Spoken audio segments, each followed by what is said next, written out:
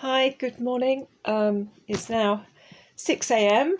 I've been awake for a good hour or so um, because I've been stressed for the last 4 days. So for the last 4 days, the most sleep I've been able to get is about 4 hours. Because the way it works is I roll over and then straight away my brain switches on and starts thinking about wording for court documents, etc. So yeah, I'm a little bit stressed and feeling not too great physically. Stress is such a killer. But I wanted to give an update on the court hearing I had the other day against the vet giants IVC. It might get a bit confusing for people because I've actually got two big court cases going on at the same time. I've got the case against the DWP, which is at Court of Appeal in a couple of weeks. Thank goodness on that I've got a legal team, so they do all the heavy lifting, but I have been liaising with a couple of awesome groups, DPAC, Disabled People Against Cuts, and Fuel Poverty Action. And they're organising. We're even going to have a vigil at the court. That's just amazing, and also social media support. I've only just gone public on social media, so to be honest, it's been overwhelming the support I've had from people and the kind words and messages, and that it's fantastic. I'd felt very much alone at some points with the fight. Well, I have been the vet fight. I have been totally on my own, and it's it's not great, but I've had to do it. But now I feel I've got people in the trenches with me, so that's fantastic.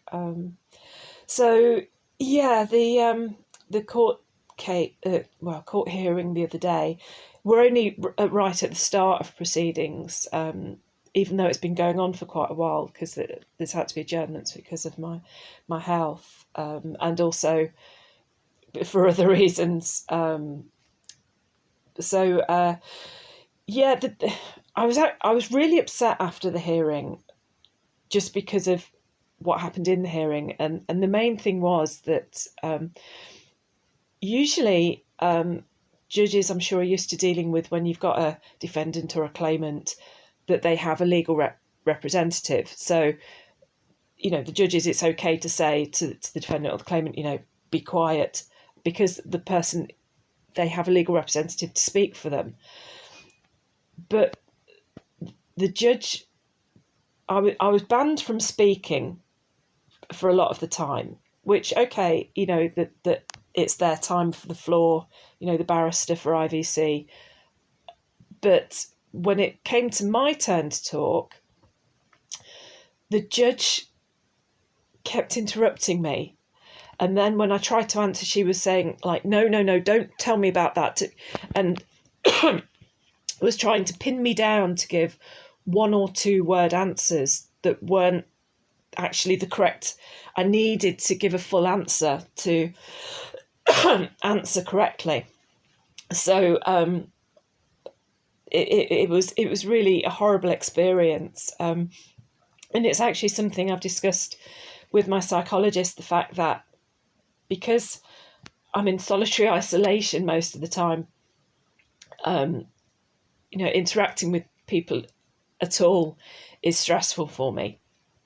But when I am stressed, it's difficult to keep, your train of thought clear. So then when somebody's interrupting me when I'm trying to speak, and it stresses me further. So unfortunately, that's exactly what the judge did. So it was a very upsetting experience. And because of that upset, I kind of overlooked for a few days the fact that I came out ahead. The legal team for IVC had really, really tried to get my big claim thrown out. And actually the judge said no, she's let it through. So I should be happy about that. But there's still some claims she's thrown out and she shouldn't have done.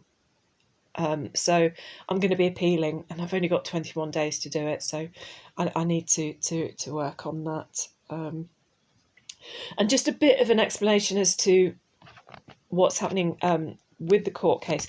I'm not going to go into detail about the actual court case because I've given them the opportunity to settle, which means then that I can't really talk about it, I think, because I might have to sign a non-disclosure agreement. But, it will give them a spanking if they have to pay me a bit of money. It'd be nice to get some money.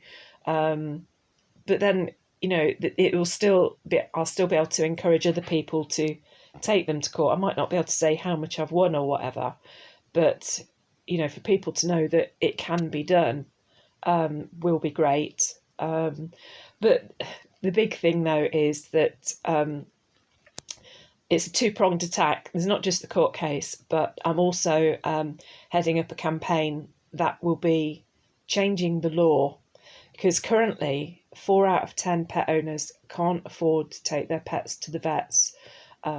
So that's just outrageous. And it's mostly because of these corporate giants who now own the majority of UK vets. So something needs to change. The law needs to change. And apparently what the action plan I've got will do it. So watch the space on that, but I can't do everything at once. I've got to do the court case first. Then it'll be going ahead again with the campaign. I had to put it on hold for quite a while I've been poorly, but yeah. So that's all happening, and also a bit of an explanation about the court case. Usually, people can't take cases to court because they can't afford to. Solicitors' fees and barrister fees are crazy. Things like £300 an hour. That's out the reach of most people. Even submitting court documents is £275 a submission.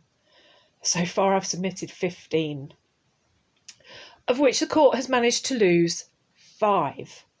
But I'll do a video about court cock-ups another day. Those fees are prohibitive for people.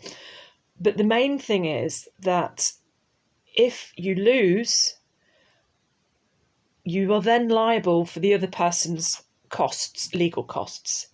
So at the moment, IVC, it really is bully boy tactics. They have spent on solicitors' fees alone, which their solicitor likes sending me all the time, I think, to try and upset me.